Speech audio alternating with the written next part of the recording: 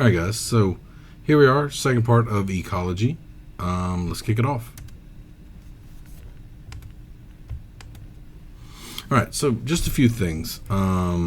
Start with population growth. All right. Population growth and what we call limiting factors. Okay. Limiting factors is anything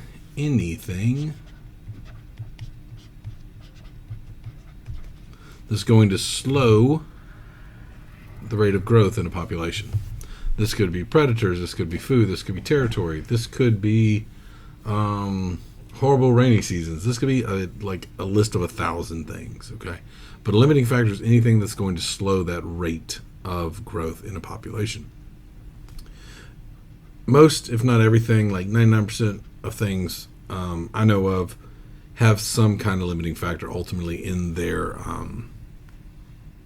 ecological system, where it's going to slow the rate of growth at some point.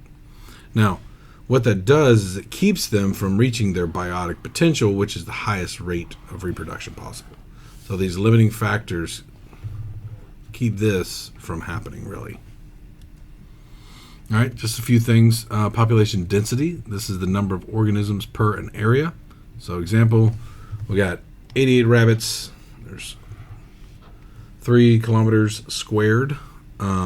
So the population would be this. Now, when we do out the perfect math, it doesn't work out right.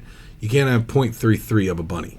Okay, so we would probably say that this has a population density of 29 rabbits per kilometer squared. If this was like 29.5, we would probably round that up. So I'll do this little arrow here.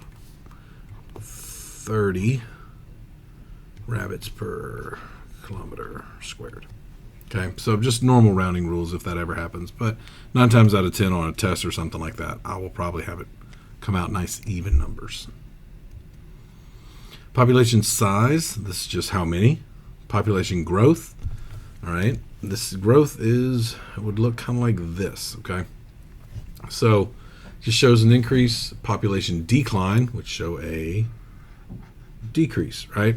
And so really what takes into effect this is the birth and the death rate, okay? This is birth rate, number of people born, the number of individuals born, number that die. So if our birth rate is lower than our death rate, our population is going to go down, right? If birth rate is 20 and death rate is 30, our population is decreasing. Vice versa, if we're more born than die, our population is increasing. Death rate takes into account a host of things. Could have got eaten, could have just died of natural causes, all these other things. It doesn't really break it down into how. It's just, did it die? Was it born? Those are, it's kind of ones and zeros. It's nice and easy.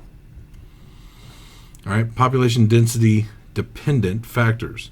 Okay, so these are things that depend on how dense the population is. So the more dense, it's going to have a higher effect. The less dense is going to have less of an effect.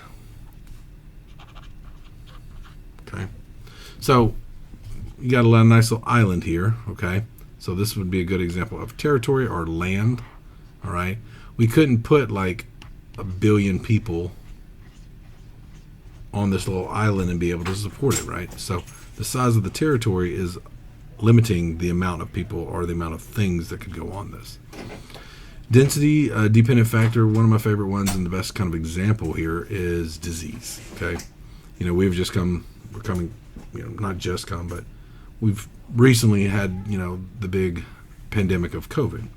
So you saw this very readily, like in NYC, New York City, there was a high transfer rate or communicable rate, right? Higher death rate. It's not because people in New York were just like more susceptible to it. It's just there are a crap ton more people in New York than, let's say, South Dakota. Okay, South Dakota had a lower rate than other areas, but mainly because there's not a lot of people there. Okay, things like that. So predation, being eaten by a predator, natural disasters, all right. A tornado in the middle of nowhere, Kansas, it's not going to have the same effect as a tornado ripping down through the middle of Atlanta. Now, on the flip side, of course, we have density independent factors. These are factors that doesn't really matter how dense the population is. So like right here, it's going to be cold, it's going to snow, all right? Things are going to be blustery here, whether there's 100 people or 1,000 people or 100,000 people, okay? It is going to be cold here no matter what the amount of people are, okay? Temperature, light, all right? Most, if not all of these are abiotic. Whoops. Can't spell, my bad. Abiotic factors, like I said, temperature, light, moisture, seasonal things like that. Like this category is just going to do what it's going to do, whether there's 1,000, 100, 10, a billion people there. Doesn't really matter. All right, this is the last thing we'll have on this short little video is called carrying capacity. So carrying capacity is the max amount of individuals the environment can hold at any point. So right here, this is most likely, I would say, probably, let's see, not in seconds, but in minutes. And this is probably some bacterial growth. Okay, so starts off pretty slow, grows, and then we reach our carrying capacity right here, all right, at 800, colonies or whatever we'll call it. So this right here is our carrying capacity. Carrying capacity is just the max amount of individuals that environment can hold.